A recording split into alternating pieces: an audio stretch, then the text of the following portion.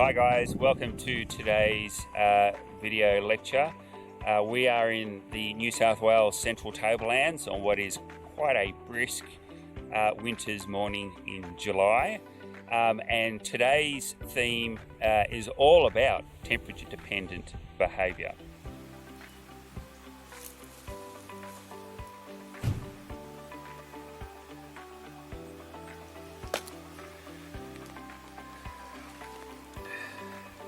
So, as you know, a lot of animals are ectotherms. Now, ectotherms are organisms that rely on the ambient temperature to maintain their body temperature.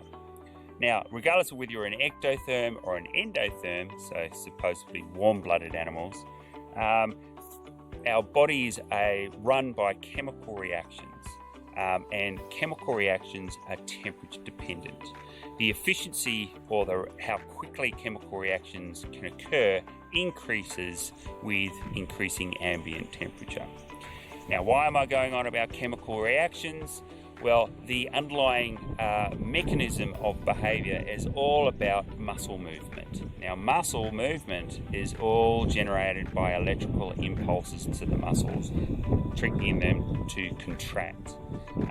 So the underlying neurology of behaviour is all about chemical reactions. Ions being sucked into neurons, reaching a critical threshold, and electrical pulses subsequently being generated and being fired out from those neurons that ultimately lead to muscles, and that electricity leads to muscle contraction. And behaviour is all about the contraction of muscles. With temperature, particularly if you're an ectotherm, your ability to move and essentially express activity or behaviour is temperature dependent. As the ambient air temperature increases, so the sun gets higher in the sky, heats up the air and the ground, ectotherms can perform their behaviours progressively more efficiently. If it's too cold, those chemical reactions, the neurons firing, become a lot slower, and the activity of ectotherms as a consequence becomes slower as well. So as the temperature increases, ectotherms, their activity becomes progressively greater as a consequence. So there is a tipping point, however. So although chemical reactions will progressively on an exponential curve increase in efficiency with increasing temperature to effectively no end, in the case of behaviour and animals, that temperature curve plateaus out at an optimum. And if it gets too hot, of course, animals start to experience heat stress, and the other underlying mechanisms of muscle contraction start to suffer. So what we see in ectotherms is this classic humpback-shaped pattern in performance. So performance can be activity, speed of activity, the rate of activity, the rate of calling, the speed of movements, dispersal, and all those sorts of things. So as temperature increases, ectotherms increase their activity, their temperature dependence, performance as a consequence, and then they reach this sweet zone where it plateaus, where it flattens out. And depending on the type of organism you're looking at, whether it's a lizard or whether it's an ant, that optimal window will vary depending on the species in question. Well, I'm out here studying ants, in particular a species of ant which are commonly called meat ants or grain ants. They'll be familiar to most of you. They form very large nests in the environment that are covered with tiny little pebbles and lots of little nest holes. Now, these nests are very common, so the species is very common. We even get them in urban areas around Sydney, for example. But out here, there are a string of nests all the way around this valley. For a number of years, I've been coming out here and mapping the location of all these nests and the size of these nests. And you can work out the size of these nests by counting the number of entrance holes, which directly correlates to the depth of the nest and the overall size of the mound or the excavation of that nest as well. So one of the things that's characteristic of this particular species of ant is not only the general morphology of these nests being large, lots of nest entrances, tiny little pebbles on the top, but these nests are often associated with eucalypt trees. And in particular, they form foraging trails to those eucalypt trees. So it's too cold yet for this nest to be particularly active. In fact, I wouldn't be able to get this close to this nest if they were active. But they will form these foraging trails going up to these eucalypt trees. And if you follow the trail all the way up, they'll go up to the top of the canopy of that tree, and you'll find little tiny clusters of aphids. Now these aphids secrete a sugary substance that these ants will harvest and bring back to the nest. We can scrape the surface of this nest, and if it was warm enough for this nest to be active, all the ants would swarm out. Now scraping the nest is simulating a potential predation attack, for example from an echidna. Now up in the tree, a disturbance from a bird would again induce this swarming behaviour from these ants along the branches, so much so that anything that's actually sitting on those branches or trying to attack the aphids is going to have a lot of trouble doing so. Some years there's a new nest that's popping up somewhere, and other years there are nests actually dying, so no longer being used by these meat ants for whatever reason. And so I'm interested in understanding this dynamic from year to year. Why are new nests formed, and why are some nests better able to survive and thrive compared to other nests? And it seems to be linked to the microhabitat that the new nests are actually established. And it depends on ambient temperature. And the reason why I believe that is because of this temperature dependence performance curve that we have in ectotherms. So there is a trade-off. You can position your nest out in the open, which would be great during winter. You can maximise the amount of sun that's hitting the surface of that temperature, that nest, to increase the temperature, and let your workers go out and forage for longer and more efficiently during the day. But the flip side of that same coin is during the summer, it can get extremely hot out in the open. So if you're exposed to direct sun without any shade, the surface of these nests can reach as high as 80 degrees Celsius. Now, to put that in perspective, if you were to put your hand against a rock or a slab of concrete that was 80 degrees Celsius, you kept your hand there for a few seconds, you would actually get burnt.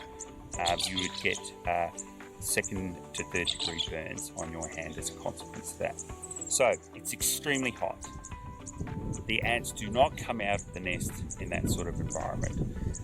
And for a longer period, that optimal temperature where it is suitable for these ants to come out of the nest will subsequently vary.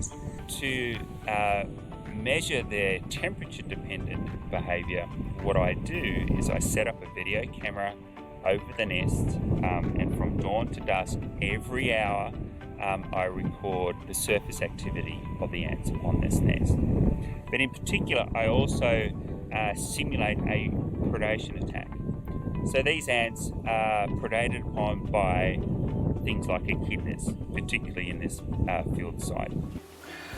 So here are a couple of excellent examples of what happens through predation on these nests. So these holes, these impressions left on the surface of the nest, is actually the consequence of an echidna coming along and attempting to burrow into the nest to feed on the ants and the eggs within inside the nest. If you scrape the nest with a stick, you're effectively simulating what the ants think is a potential predation attack. And so the ants will come bubbling out of their holes and swarm because they're trying to protect the nest. And how fast the ants are moving in that swarm is recorded by the video camera. And I take that video, return to the lab, and I can analyse the speed of the behaviour using motion analysis. And because I'm taking these at every hour, obviously the temperature will progressively increase during the day and then increase late afternoon and towards dusk.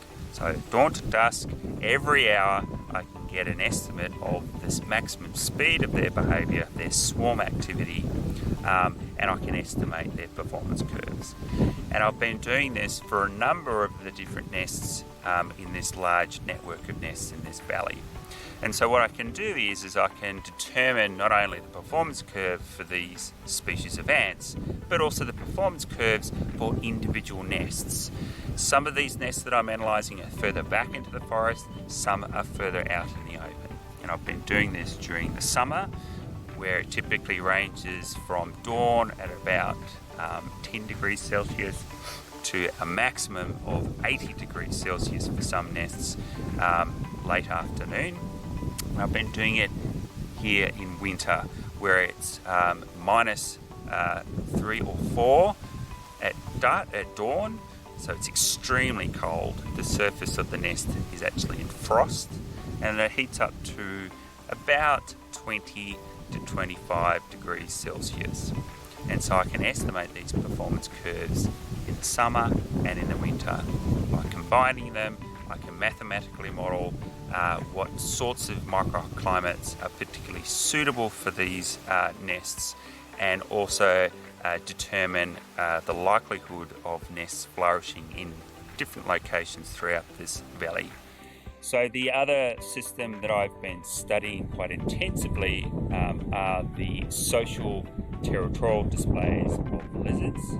Now, lizards are also ectotherms, and their behaviour is also tied to the ambient temperature. Now, I've been studying tropical lizards in places like the Caribbean, the Anolis lizards, or in Southeast Asia, the Draco lizards.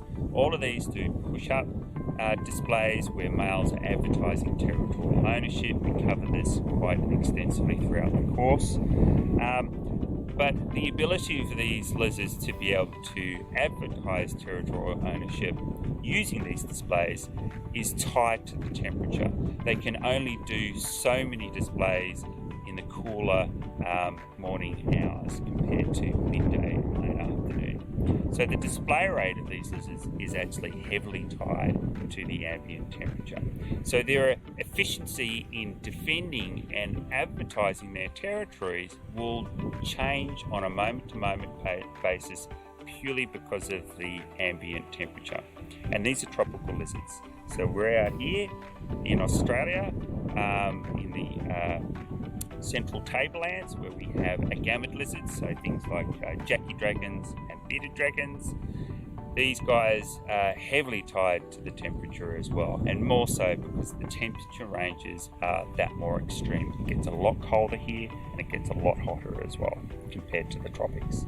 There's a lot of behaviour in the animal world, in the foraging efficiency and the social behaviour and communication networks of fish, invertebrates, and reptiles. They're all tied to the ambient temperature, and all change depend on the microhabitat and also daily fluctuations in temperature as well. All of these are critical for the general maintenance of an individual, being able to go out and forage effectively, also to avoid predation. If you're cold, you're unable to move as quickly, so you're more likely to be predated upon if you were experiencing a surprise attack, for example. But also communication networks are temperature dependent. So how effective animals can communicate to one another is heavily tied to the ambient temperature in ectotherms. And it's also tied to temperature to some extent in endotherms as well. Now, endotherms, supposed warm-blooded animals, still have the mechanism of chemical reactions and neurons firing that are all temperature dependent, but they have a core body temperature that buffers them more efficiently against the fluctuations in the environment in terms of temperature.